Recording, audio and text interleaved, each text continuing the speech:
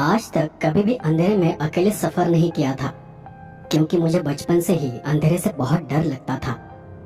जब मैं 9 साल का था, तब कोई जानवर अंधेरे से आकर हमारी डॉगी को खींचकर अंधेरे में कहीं लेकर चला गया था। उसकी आवाज सुनकर हम सब घरवाले बाहर आ गए थे, लेकिन जब हमने उस अजीब जानवर को हमारी डॉगी को खींचकर ले जाते हुए देखा, तो हम सब डरकर वापस घर के अंदर चले गए। उसके बाद वो जानवर कहाँ चला गया पता नहीं, पर वो आवाज आज भी मेरे कानों में गूंजती है। और तब से मैं अंधेरे में अकेले जाने से डरता हूँ। पर आज मेरे घर वालों के कहने पर मैं मेरे एक दोस्त के साथ जंगल में जाने के लिए राजी हो गया था। मेरे दोस्त का नाम चेतन है। उसके कुछ दोस्तों का ट्रेकिंग और हाइकिंग का प्लान था। हम सब लोग एक जगह एक होटल में रुकने वाले थे और फिर वहां से आगे ट्रेकिंग और हाइकिंग के लिए जाने वाले थे। उस दिन चेतन और मैं उसकी गाड़ी में सफर कर रहे थे।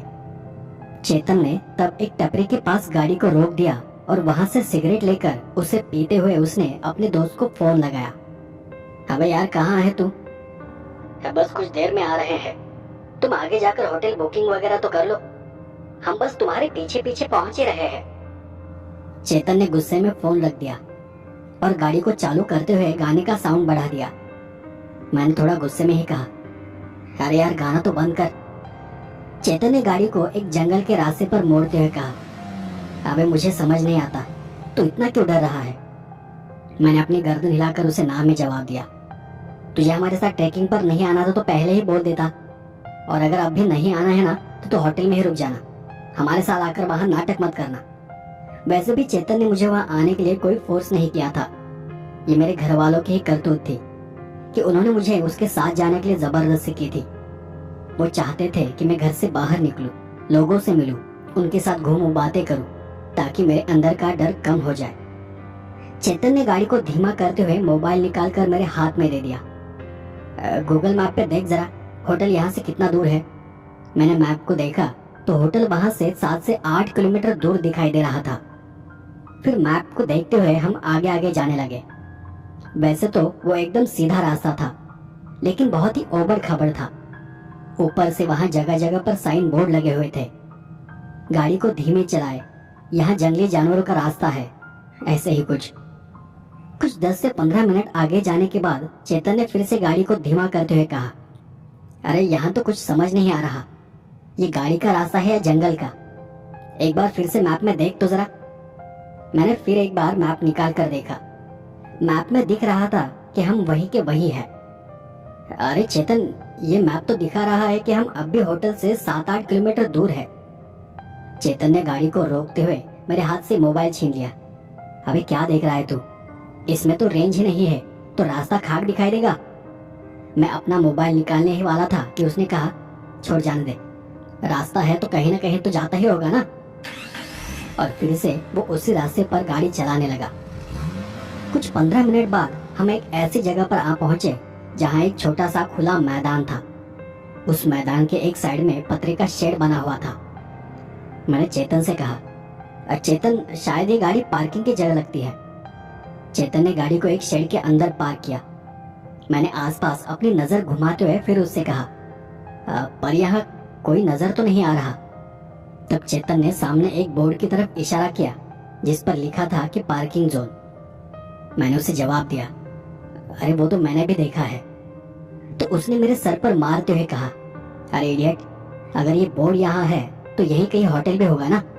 अब चल नीचे उतर, देखते हैं, आसपास कहीं ना कहीं और कोई बोर्ड या रास्ता जरूर होगा।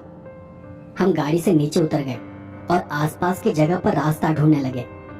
वहीं एक जगह पर पेड़ों के बीच में एक पुराना बोर्ड लगा हुआ था जिस पर एक निशान बना हुआ था, और वो निशान हमें किसी दिशा में जाने का इशारा कर रहा था। हम दोनों भी उस बोर्ड की दिखाई दिशा में चलने लगे। कुछ 5 मिनट चलने के बाद हमें झाड़ियों में एक और साइन बोर्ड दिखाई दिया जिसमें आगे की ओर इशारा किया हुआ था। मैंने चेतन से कहा, अबे रुक, ये बोर्ड मुझे कुछ ठीक नहीं लग रहा, इसे घुमाया भी जा सकता है ना।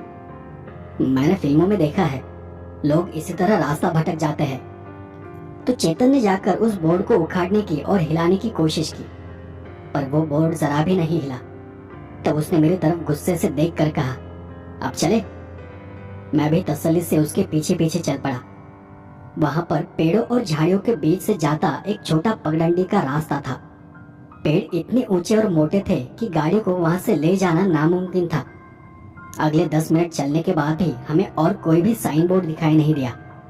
हम तो बस चलते जा रहे थे। मैंने चेतन से कहा, कहीं हम रास्ता तो नहीं भटक गए?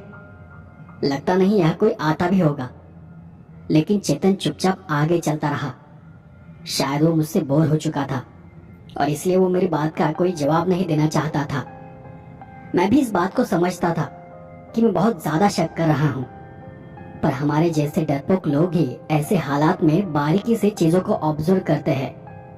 मैं भले ही डरपोक था, लेकिन मैं देख रहा था कि उस पगडंडी वाले रास्ते पर किसी के चलने के पैरों के निशान नहीं थे। उस रास्ते पर घास भी उगी हुई थी, तो इससे यह साफ पता चल रहा था कि उस रास्ते से कई महीनों से या फिर कई सालों से कोई गुजरा नहीं था। कुछ 15 मिनट चलने के बाद हम एक जगह पर आ पहुंचे जहां तारों का कंपाउंड बना हुआ था।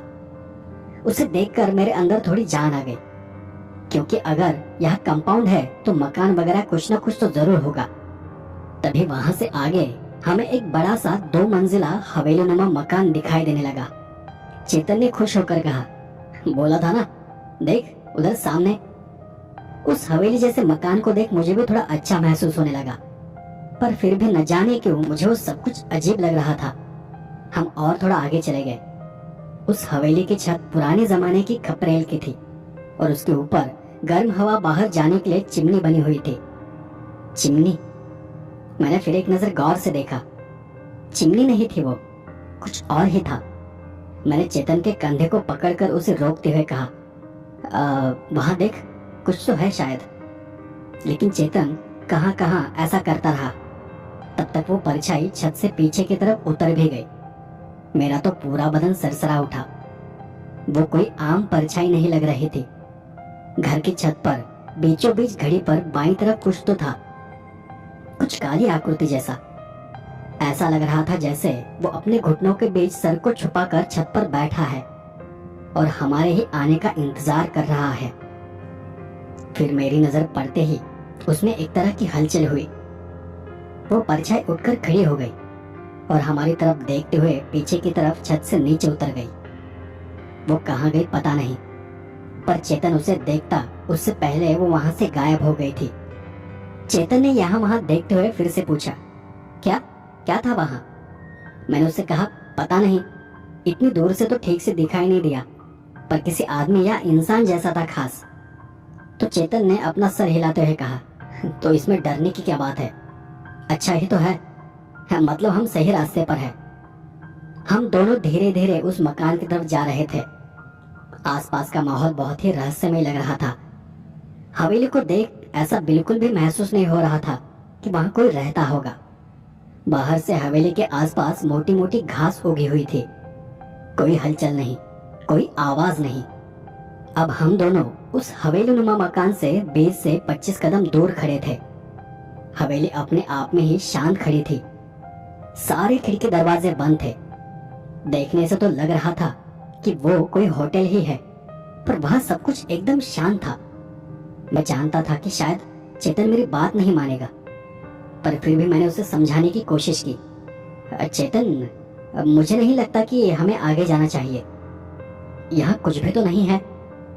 हमें वहीं से दरवाजे पर लगा बड़ा ताला दिखाई दे रहा था। चेतन ने कहा, पर मैप में तो यही लोकेशन बता रहा था ना। कुछ देर तक सोचने के बाद उसने फिर से कहा, अच्छा चल वापस चलते हैं। वैसे भी रितेश राघव आ गए तो हमें ढूंढते रह जाएंगे। हमारे पीछे पीछे वो भी आते ही होंगे, और अगर उनका भी नेटवर्क काम नहीं किया तो हम बस एक दूसरे को ढूंढते रह जाएंगे।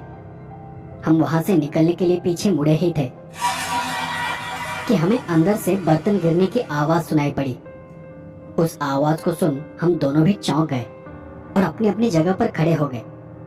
चेतन, चेतन पीछे मत देख, सीधे गाड़ी की तरफ चल। मुझे यहाँ कुछ ठीक नहीं लग रहा है।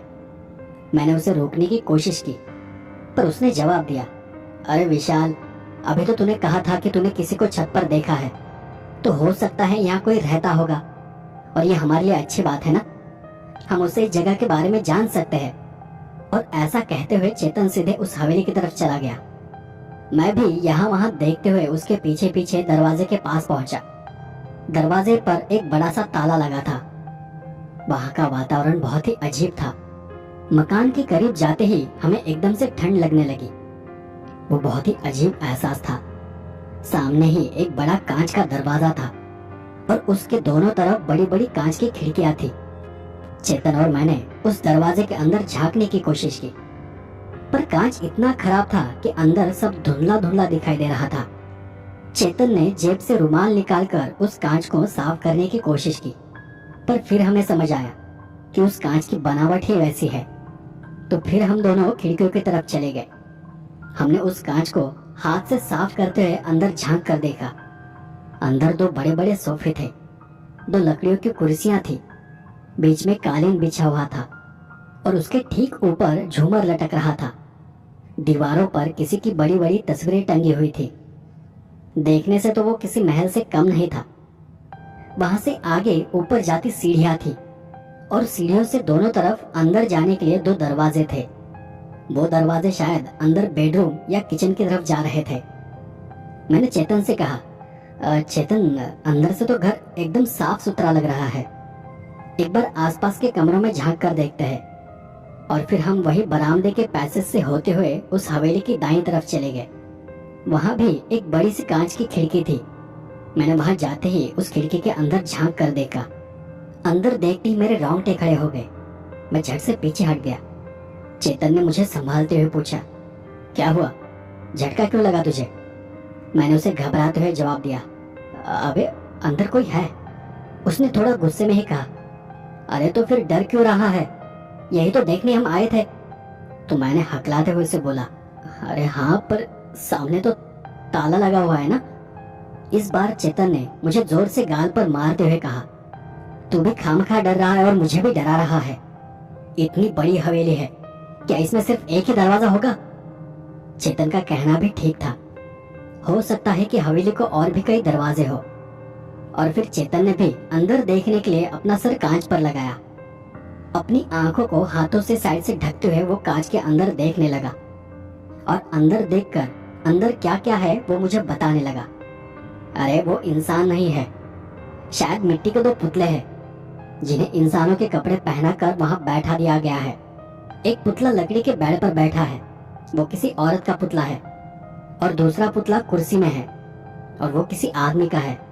दोनों को देखकर तो लगता है कि दोनों पति पत्नी हैं और आपस में ही बात करते करते पुतला बन गए हो। मुझे ये लगता है कि यहाँ आने वाले लोगों को या फिर शायद जानवरों को डराने के लिए वो पुतले ऐसे रखे हैं। बाकी आसपास थोड़ा जरूरी सामान है, पर यार देखने से तो ऐसा लग रहा है जैसे यहाँ हर रोज सफाई की जाती है। चेतन ने कांच पर टकटकाते हुए आवाज दी, हेलो, कोई है अंदर? थोड़ा गौर से देखने के बाद एक लंबी सांस लेते हुए वो वहां से दूर हट गया। पता नहीं कोई है भी या नहीं। मैंने भी हिम्मत कर अंदर झांक कर देखा। मुझे अंदर कुछ अजीब सी हलचल महसूस हुई और मैं फिर से झटके से पीछे हट गया। इस बार पीछे हटते हुए मैं चेतन से टकरा गया। चेतन ने मुझे गुस्से से धक्का देते हुए कहा, क्या यार तेरा हमेशा का नाटक है, अब क्या हुआ तुझे? मैंने बात को टालते हुए जवाब दिया, कुछ नहीं, मैंने कुछ नहीं किया। चेतन के चेहरे पर मुझे गुस्सा साफ साफ दिखाई दे रहा था। बोलना, अब क्या किसी भूत को देख लिया क्या अंदर? मैंने अपना सर दूसरी तरफ फेरते हुए कहा, जाने देना यार, चल यहाँ से चलते हैं। तब वो गुस्से से टोकते हुए मुझे बोला, नहीं नहीं रुक, आज तो मैं तेरा डर निकाल कर ही रहूंगा। बताना क्या हुआ, क्यों डर गया तू? मैंने फिर भी उस बात को टालने की कोशिश की। अरे जाने देना यार, कहा ना कुछ नहीं हुआ। मुझे अब उस जगह से डर लगने लगा था और चेतन का बचपना देख मुझे गुस्सा भी आ रहा था। उसने मुझे 3-4 बार उकसाया तो मैंने उसे कहा, अच्छा सुन, मैंने अभी घर के अंदर एक अजीब सी हलचल देखी, इसलिए मैं डर गया था। उसने फिर मुझे रोकते हुए पूछा, हाँ पर क्या देखा वो तो बता। मैंने अपनी गर्दन को झुकाते हुए कहा, मैंने उस कुर्सी को हिलते हुए देखा, इसलिए मैं डर गया। चेतना बहुत ज्यादा गुस्से में था तो उसने मुझे रोकते हुए कहा, रुक यहाँ, तुझे दिखाता हूँ कि कुर्सी अपने आप कैसे हिलती है। और तब उसने एक पत्थर उठाकर उस कांच पर दे मारा। पर हैरानी की बात यह थी, पर कांच पर थोड़ी भी खरोच नहीं आई।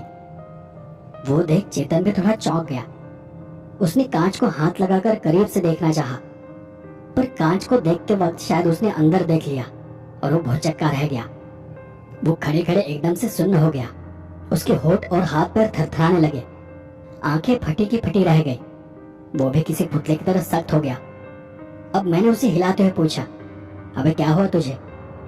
मैंने उसके हाथ को पकड़कर खींचना चाहा, तब उसने कहा, वो पुतले, वो पुतले, भाग यहाँ से विशाल, भाग जल्दी। और ऐसा कहकर वो पीछे मुड़कर भागने लगा। मुझे एक पल के लिए ऐसा लगा कि अब चेतन मुझे डराना चाहता है, पर जब मैंने अंदर झांक कर देखा तो वो दोनों पुतले पहले जैसे ही बैठे हुए थे। चेतन तो भागते हुए सीधा सीढ़ियों से नीचे कूद पड़ा। मुझे लगा कि चेतन मुझे डराने के लिए जानबूझकर नाटक कर रहा है, लेकिन उसके कूदते ही उसके पैर में मोच आ गई। फिर भी वो लंगड़ाते हुए भाग रहा था। मैंने उसे आवाज दी, चेतन रुक यार, मैं भी आ रहा हूँ। पर वो तो बस पागलों की तरह लड़खड़ाते हुए भाग रहा था, जैसे उसने सच में किसी चीज को देख लिया हो। फिर मैं भी भागते हुए ही उसके पास जाने लगा। तभी वो किसी गड्ढे में गिर पड़ा। मैं गड्ढे के पास पहुंचा तो वो दर्द से कराह रहा था। वो गड्ढा कम और किसी की कब्र ज्यादा लग रही थी। जब मैंने उसे ऊपर खींचने के लिए अपना हाथ दिया तब मुझे एहसास हुआ कि वो सच में बहुत डरा हुआ था। मैंने उसके हाथ को कांपते हुए महसूस किया, लेकिन गड्ढे के कीचड़ से उसका पूरा शरीर गंदा हो चुका था और उसके शरीर से बहुत तेज बदबू आ रही थी, जैसे कि वो कोई मुर्दा लाश हो। मैंने किसी तरह उसे ऊपर खींच लिया और उसे समझाया कि तू ऐसा क्यों बर्ताव कर रहा है। अभी तक तो मैं तुझे पागल लग रहा था, लेकिन अब तो खुद वैसा कर रहा है। मैंने उसे झूठ मूठ ही कहा, अरे मैंने सच में कुछ नहीं देखा था यार, वो तो बस मैंने तुझे डराने के लिए नाटक किया था। लेकिन चेतन तो बस कुछ बड़बड़ाए जा रहा था। मैंने उसे देखा, उन पुतलों ने अपनी गर्दन घुमाकर मेरी तरफ देखा था। वो अपनी बड़ी बड़ी भयानक आंखों से मुझे घूर रहे थे।